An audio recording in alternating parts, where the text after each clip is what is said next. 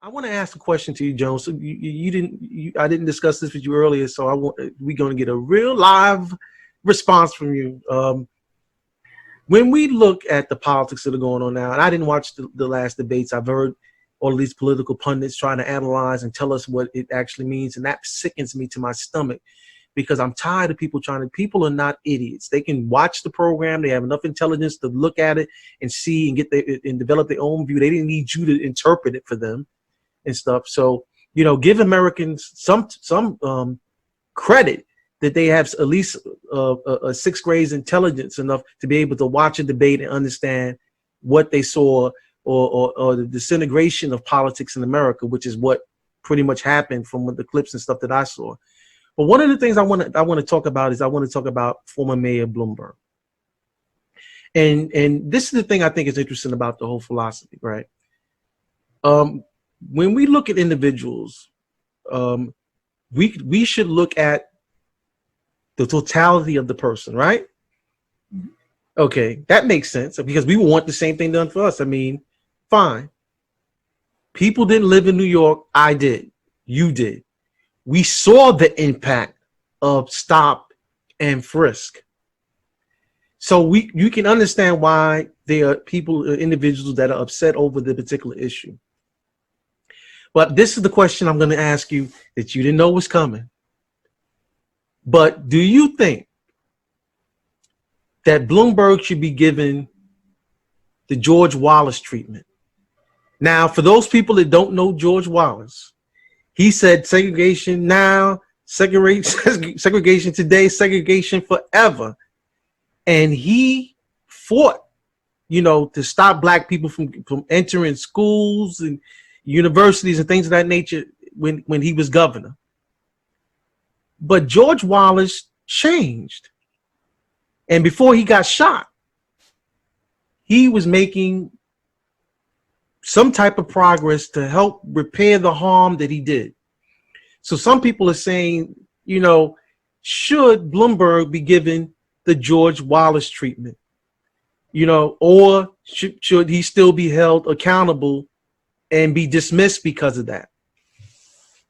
Well, I think he definitely should be held accountable because that's not a practice that we normally do, and it should be a practice in politics all the time.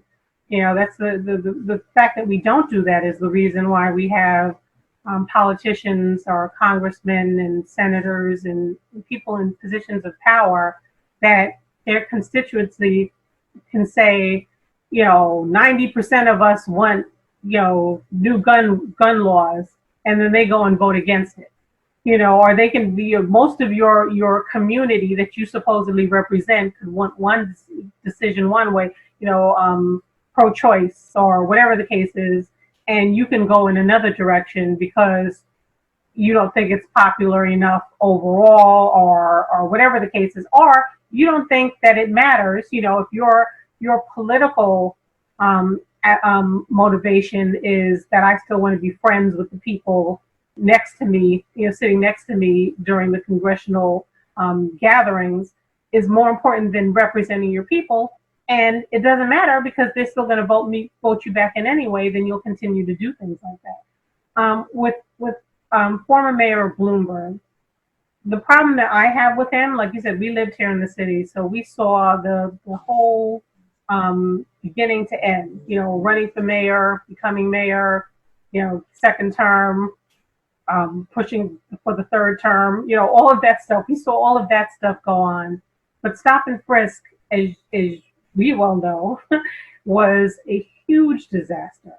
I mean, we watched numbers climb from 500 people, wrongfully, people of color specifically, stopped and frisked, to 600 to 700. I mean, the numbers just kept climbing into the hundreds, with 95% of them, not pursued or something where it was just obvious for years that it was not a successful.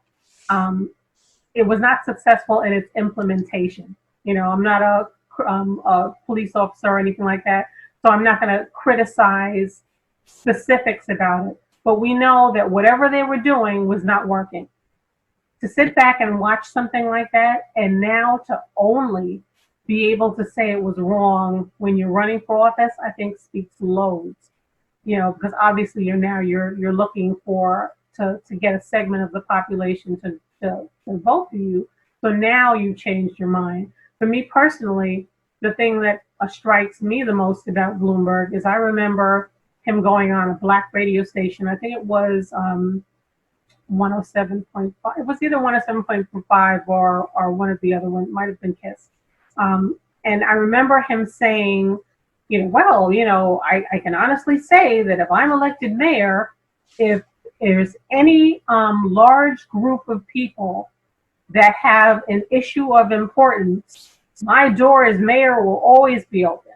You know, and we'll sit down and we'll talk it out. And then we proceeded to watch him ignore the large group of people who were talking about stop and frisk. So that I don't know if he's going to now claim an awakening, or, you know, when I've seen him address the issue, I've seen him brush it off, sort of like, well, that was then, this is now. Not saying that, okay, you know, my fault, I should have known better, I wasn't paid, whatever. It's more of, well, I'm doing this now, and, you know, basically be happy that I'm willing to admit that I was wrong.